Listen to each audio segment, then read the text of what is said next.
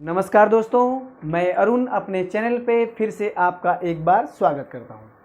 आइए दोस्तों, जो आज हमारी वीडियो है गुप्त साम्राज्य में जो कला और साहित्य थे, जैसे मंदिर बने गए थे, मंदिर बनाया गया था कुछ गुप्त साम्राज्य में। उसके बाद कुछ ऐसे लेखक थे जो अपनी किताबों को बुक के माध्यम से अपना परिचय देते हैं, और कुछ ऐसे विशेष विशेष क्वेश्चन जो पूछे जाते हैं, मैं उसी की चर्चा करूँगा। ज़्यादा कुछ नहीं होगा, वीडियो ज़्यादा लंबी नहीं करना है। चलिए पढ़ेंगे गुप्त साम्राज्य।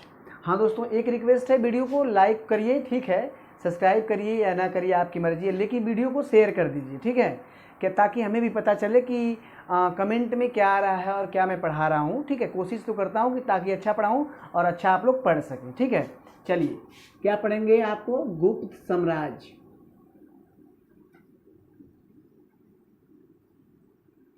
अब देखिए, गुप्त साम्राज्य में क्या पढ़ेंगे हम, कला और साहित्य। ठीक है, कला साहित्य। अब यही से क्वेश्चन पूछा जाता है। देखिए, गुप्त वंश से कुछ इंपॉर्टेंट फैक्ट देख लेते हैं। जैसे कई क्वेश्चन पूछा है, जैसे मान लीजिए कैसे, क्या इसको स्वर्णकाल, क्या स्वर्ण काल, तो किसको स्वर्ण काल कहा जाता है, तो गुप्त साम्राज्य को कहा जाता है। एकदम इंपॉर्टेंट, सिंपल, कोई दिक्कत नहीं। ठीक है, अच्छा, ये क्वेश्चन और पूछा जाता है कि सती प्रथा, क्या सती प्रथा, इसको भी बता रहा हूँ आपको, सती प्रथा। अब देखिए, ये सती प्रथा मतलब इसकी शुरुआत क्या हुई थी, गुप्त साम्राज्य में, किसकी, सती प्रथा की। ठीक है, और एक और बात करते हैं, वेश्यावृत्ति महिला। ठीक, ये मैंने क्या लिख दिया, ये लिख दिया वेश्यावृत्ति महिला। आगे लिखता हूँ, क्या लिखता हूँ, ये आप देखिएगा। ठीक है, ये मैंने लिख दिया गणिका, यानी कि वेश्यावृत्ति जो महिलाएं थी गुप्त साम्राज्य में क्या कहा जाता, उसको गणिका कहा जाता था। ठीक है, उसके बाद देखते हैं अगला, जो देखते हैं कई फैक्ट हैं, त्रिमूर्ति पूजा। अब देखिए, ये मैंने लिख दिया त्रिमूर्ति पूजा, यानी कि गुप्त साम्राज्य में त्रिमूर्ति की पूजा होती थी। ठीक, अब त्रिमूर्ति कौन है ये देख लेते हैं, तो ये हो जाएंगे आपके ब्रह्मा, विष्णु, और ये हो जाएंगे आपके महेश। ठीक, ब्रह्मा, विष्णु, महेश, यही कई क्वेश्चन पूछा जाता है। हाँ, एक क्वेश्चन और पूछा जाता है, उसको नोट कर दो, गुप्त साम्राज्य का चिन्ह क्या था, चिन्ह। ठीक है, तो आपको यहाँ लिखता हूँ, चिन्ह जो हो जाएंगे आपके गरुड़। ठीक है, गरुड़ क्या हो जाएंगे, ये चिन्ह हो जाएंगे। ठीक, तो आप यहाँ से नोट कर लेंगे, यानी गुप्त साम्राज्य का चिन्ह क्या था, गरुड़ था। ठीक, और ब्रह्मा, विष्णु, महेश क्या थे, त्रिमूर्ति की पूजा होती थी इसमें। ठीक, और वेश्यावृत्ति महिलाओं को क्या कहा जाता था, गणिका कहा जाता था। स्वर्ण काल का काल कौन सा है, तो गुप्त काल है, और सती प्रथा की शुरुआत हुई थी तो गुप्त काल। तो ये हमारे कुछ मेन फैक्ट थे। अब आते हैं कला साहित्य में, देखते हैं। देखिए, कुछ मंदिर बने थे गुप्त साम्राज्य में, उस मंदिर को मैं यहाँ पे टाइप करूँगा, आप अगर नोट्स बना तो आप नोट कर सकते हैं। जैसे अगर बात करें तो विष्णु मंदिर, कौन सा मंदिर, विष्णु मंदिर। अब देखिए, विष्णु मंदिर की बात करें तो ये कहाँ बना था, ये बना था आपका जबलपुर। ठीक, जबलपुर कहाँ पड़ता है, एमपी में। ठीक, तो ये आप नोट कर लेंगे। चलिए अगले मंदिर देखते हैं, जो सबसे इंपॉर्टेंट मंदिर, उसको बोलते हैं शिव मंदिर। अब शिव मंदिर कहाँ बना था, इसको आप देख लेंगे। सबसे बड़ा शिव मंदिर कहाँ बना था, तो ये बना था आपका नागौदा, एमपी। ठीक है, नागौदा एमपी, मानी एमपी में है, कई मंदिर ज्यादा बने हैं। फिर उसके बाद अगला देखते हैं पार्वती मंदिर, पार्वती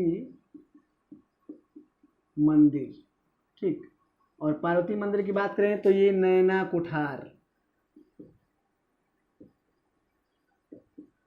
ठीक, ये नैना कुठार कहाँ पड़ता है, ये भी पड़ता है आपका एमपी में। यानी नैना कुठार एक जगह है, आप इसका ये अर्थ न लगाइएगा, एक जगह है, उस जगह में एमपी भाई पड़ेगा। ठीक है, वो स्टेट एमपी पड़ेगा, उसमें एक जगह कुठार है, वो इसमें पार्वती मंदिर है। फिर अगला देखते हैं दशावतार मंदिर, दशावतार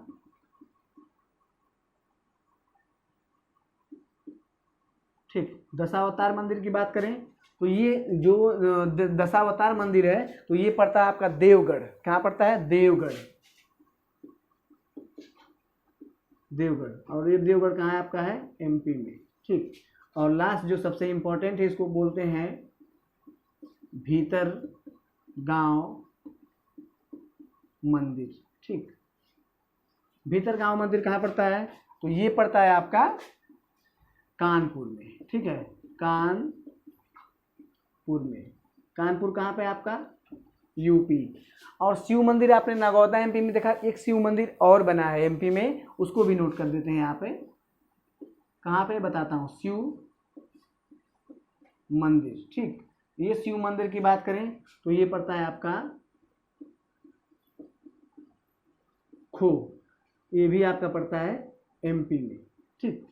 तो ये क्या आपके हैं? 5 मैंने मंदिर लिखवाया। इस 5 मंदिर को आप लोग नोट कर लेंगे क्योंकि ये कला साहित्य से जुड़े हुए मंदिर हैं। ठीक। आते हैं नीचे, आते देखते हैं यहाँ पे कुछ गुफाएं थी। और उन गुफाओं से क्वेश्चन पूछा जाता है क्योंकि इनका भी संबंध यहाँ रखा गया। जैसे क्या? अजंता गुफा। ठीक है, अजंता। तो अजंता की संख्या कितनी थी? 29। ठीक है, बस यही आपको नोट कर लीजिए। और एक गुफा और थी, उसका नाम क्या था? एलोरा। ठीक है, एलोरा। और इस एलोरा की संख्या कितनी थी? 34। बस आसान हो गया। इसमें कुछ मूर्ति कलाएं थी वो जो कि गुप्त साम्राज्य से रखा गया उसको, तो ये भी आप नोट कर लेंगे। ठीक है। हाँ, जगह आप नोट कर सकते हैं। जगह मैं बता देता हूँ यहाँ पे, महाराष्ट्र। ठीक है, महाराष्ट्र। महाराष्ट्र। और ये महाराष्ट्र कहाँ? आपका औरंगाबाद। ठीक है, औरंगाबाद। इस अजंता गुफा से क्वेश्चन कई पूछा जाता है। जैसे क्या पूछा जाता है कि ये घोड़े के नाल की आकार की तरह अजंता गुफा है। ठीक है, मतलब घोड़ा का जो नाल होता है उसके आकार की ये गुफा बनी हुई है। तो कई बार क्वेश्चन पूछा गया है। ठीक है। और आप जानते हैं कि औरंगाबाद जिला पड़ता है, ये मैंने बता ही दिया। चलिए अब देखते हैं क्वेश्चन कई बार पूछा गया। जैसे कई लोग, जैसे मैंने बताया था कि गुप्त साम्राज्य में 9 रत्न थे और 9 रत्न में से कुछ ऐसे लोग थे जहाँ से क्वेश्चन पूछा जाता है। ठीक है, तो ये देखेंगे। जैसे आपको सबसे पहले देखेंगे आर्यभट्ट। ठीक है, आर्यभट्ट। अब आर्यभट्ट से क्या क्वेश्चन पूछा जाता है? तो पहला क्वेश्चन है, ठीक है, पहला क्वेश्चन दशमलव प्रणाली, दूसरा है शून्य, तीसरा है चंद्र ग्रहण, सूर्य ग्रहण। ठीक है, इसके बारे में जानकारी। और जो लास्ट सबसे इम्पोर्टेंट है, इसको अगर देखेंगे, देखिए आर्यभट्ट की बात करें तो दशमलव प्रणाली। ठीक है, उसके बाद शून्य प्रणाली, और उसके बाद जो है चंद्र ग्रहण और सूर्य ग्रहण। ठीक है, और त्रिभुज का क्षेत्रफल भी दिया था, ये भी नोट कर लेंगे। ठीक है, त्रिभुज का क्षेत्रफल। त्रिभुज के बारे में क्षेत्रफल की कुछ बातें कही उन्होंने, तो हमको जो फैक्ट याद है मैं उसको आपको लिखवा देता हूँ। चलिए यहाँ पे देखते हैं, अगले जो आते हैं आपके कालिदास। अब देखिए कालिदास को कौन नहीं जानता है, ये बहुत फेमस है भाई। देखिए सबसे पहला क्वेश्चन तो यही बनता है कि इन्हें क्या किस नाम से जाना जाता है? तो इनको जाना जाता है शेक्सपियर। ठीक है, शेक्सपियर के नाम से। ठीक, तो कालिदास को किसके नाम से जाना जाता है? शेक्सपियर के नाम से। कुछ रचनाएं हैं, इनको देखते हैं। जैसे ऋतु संहार। ठीक है, ऋतु संहार। ठीक है, फिर उसके बाद माल विकाग्नि। ठीक है, माल विकाग्नि मित्रम। हाँ देखिए, इससे याद आ गया, मैंने पढ़ाया था मरणोत्तर काल, जिसमें ब्राह्मण सम्राट जो शक लोग थे। ठीक है, और ये नहीं, शक लोग नहीं थे, सॉरी, उसमें मैंने माल विकाग्नि मित्र पढ़ाया था। तो माल विकाग्नि मित्र में ये कालिदास की रचना थी। ठीक है, आप नोट करिए, मरणोत्तर काल में पढ़ाया था। इतना याद है कि मरणोत्तर काल में मैंने पढ़ाया था, और शायद वो शुंग वंश था। ठीक है, तो शुंग वंश में ही माल विकाग्नि मित्रम का मैंने वर्णन किया था। और मालविका का नाम का एक औरत थी। अग्निमित्रम का क्या मतलब था, एक पुरुष था। दोनों के प्रेम विवाह का वर्णन किया गया, कालिदास ने किया था। ये शुंग वंश से संबंधित था, मालविका अग्निमित्रम। ठीक है, तो अग्निमित्र आप देख लेंगे क्वेश्चन कि क्या अग्निमित्र किस में है, शुंग वंश में है कि कण्व वंश में। ठीक, अगर कण्व वंश में अग्निमित्र है तो उसमें आ जाएगा। बस सिंपल, एकदम आसान है। थोड़ा सा मैं भूल रहा हूँ तो आप लोग कोशिश करिएगा, हो सकता है कण्व वंश में ही हो। ठीक, तो ये आप देख लेंगे मालविका अग्निमित्रम। उसके बाद इनकी और एक रचना है रघुवंश महाकाव्य। हाँ ठीक है, रघुवंश महाकाव्य। ठीक है, रघुवंश महाकाव्य कई रचनाएं हैं, अभिज्ञान शाकुंतलम में है और कई रचनाएं हैं, तो अभिज्ञान शाकुंतलम को आप लिख लीजिए। चलिए आगे देखते हैं, कई लोग और हैं जो कि कुछ पुस्तकें हैं, साहित्य दर्शन से देखा जाए कुछ पुस्तकें और हैं। जैसे अगर बात करें हम तो बात करते हैं, एक हैं जो कि ब्रह्मगुप्त। ठीक है, ब्रह्मगुप्त। इस ब्रह्मगुप्त की अगर बात करें तो इन्होंने क्या बोला था कि पृथ्वी वस्तुओं को अपने ओर खींचती है। ठीक है, ठीक, पृथ्वी वस्तुओं को अपने ओर खींचती है, बस ब्रह्मगुप्त की ये बात है। ठीक है, अब एक और है जो उनका नाम है वराहमिहिर। क्या नाम है, वराहमिहिर। वराहमिहिर से कई क्वेश्चन आता है, जैसे कि लघु जातक,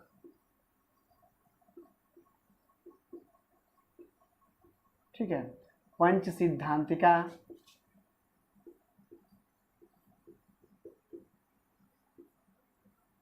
ठीक है, लघु जातक हो गया, पंच सिद्धांत हो गया। कई बार इनसे और भी क्वेश्चन पूछ लिया जाता है। अब हम आगे आएंगे, सबसे इम्पोर्टेंट हो जाएंगे जो एक और डिफिनेशन है उनकी बात करेंगे। ठीक है, तो ये वराहमिहिर हो गए, लघु जातक, पंच सिद्धांतिका हो गया, और एक इनकी और रचना है जो कि बृहत जातक। ठीक है, तो आप लोग नोट कर लेंगे। चलिए आगे देखते हैं, एक और पढ़ते हैं आपके भद्री, और भद्री ने क्या लिखा था, रावण वध। ठीक है, रावण वध। ठीक है, फिर उसके बाद देखेंगे शूद्रक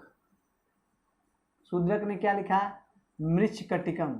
ठीक, मृच्छकटिकम। ठीक, उसके बाद जो अगले हैं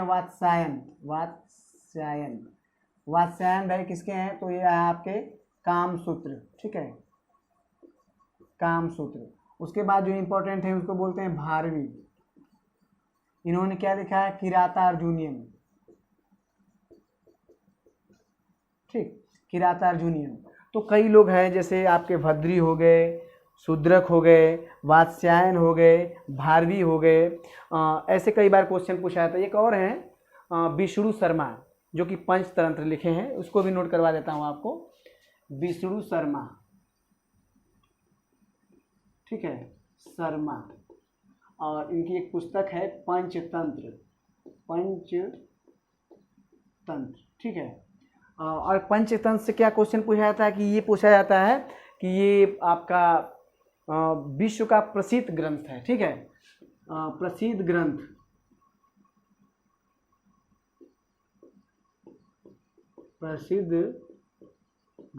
ठीक है, तो ये हमारी आज की वीडियो। आज से गुप्त साम्राज्य समाप्त होता है। ये कला और साहित्य से क्वेश्चन थे, मैंने गुप्त साम्राज्य के सारे बारे में बता दिया था। जैसे कि मैंने एक बताया था आपको कि सबसे ज़्यादा सोने किसने चलवाए थे, तो गुप्त साम्राज्य। ठीक है, ज़्यादा सोना, यहाँ पे लिखता हूँ ज़्यादा सोना। ठीक है, ज़्यादा सोना की बात करें तो गुप्त साम्राज्य ने चलवाया था। ठीक, और सबसे पहले सोने की शुरुआत में सोना सबसे पहले किसने चलवाया था, तो यहाँ क्वेश्चन पूछा गया तो यूनानी, इंडो ग्रीक। ठीक है, शुद्ध सोने की बात करें, शुद्ध सोने की बात, तो शुद्ध सोने कौन चलवाया था, तो ये चलवाए थे कुषाण। ठीक, तो ये क्वेश्चन कई बार पूछ लिया जाता है यहाँ से। और इसमें गुप्त साम्राज्य में पूछेगा कि महाराजा की उपाधि कौन लोग धारण किए थे, तो महाराजा की उपाधि धारण करने वाले ये थे आपके श्रीगुप्त और घटोत्कच। ठीक है, महाराजा धीराज की उपाधि कौन धारण किए थे? तो ये धारण किए थे आपके चंद्रगुप्त प्रथम, ठीक है। विक्रमादित्य की उपाधि धारण कौन किए थे? तो ये चंद्रगुप्त सेकंड और स्कंदगुप्त। स्कंदगुप्त को आप मत भूलिएगा, क्योंकि सभी लोग जानते हैं ज़्यादा से ज़्यादा चंद्रगुप्त सेकंड को, लेकिन स्कंदगुप्त भी। तो महेंद्रादित्य के नाम से कौन जाना जाता है? तो कहीं कहीं आपको ऑप्शन में मिल जाएगा, आपको स्कंदगुप्त मिलेगा, कहीं कहीं कुमारगुप्त मिल जाएगा, ठीक है। तो आप लोग करिए। तो मैं एक आप लेके आपके सामने एक कमेंट में आप उत्तर देंगे अगर जानते होंगे तो, महेंद्रादित्य के नाम से किसको संबोधित किया गया था गुप्त साम्राज्य में, ठीक है। कमेंट करिएगा, ठीक है। चलिए वीडियो को लाइक करिए, सब्सक्राइब कर दीजिए, फिर अगली वीडियो मिलते हैं, तब तक के लिए थैंक यू।